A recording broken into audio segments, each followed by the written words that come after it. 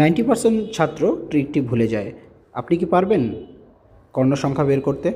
যে কোনো বহুভুজ অথবা এখানে যেমন দিয়েছে পঞ্চভুজের কর্ণ সংখ্যা বের করতে হয় কিভাবে? দেখেন, এখানে আমাদের অ্যান্সার আমরা দেখেই বলে দিতে পারি, অ্যান্সার 5 হবে। তো পঞ্চভুজ বলে 5 হবে এমনটা কিন্তু নয়, কনফিউজ করবেন না। কর্ণ সংখ্যা বের করার সূত্র হলো n ইন্টু n-3/2। যদি আমার পঞ্চভুজটি অর্থাৎ 5টা বাহু অর্থাৎ এনের ভ্যালু কত হয়ে যাচ্ছে 5, আর 5 থেকে 3 বিয়োগ করলে 2, আর 2 কেটে গেল, ঠিক আছে? তো আমাদের অ্যান্সার কত হয়ে গেল 5।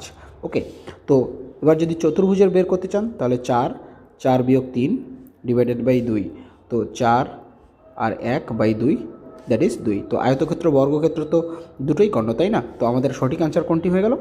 পঞ্চভুজের কর্ণ 5টি।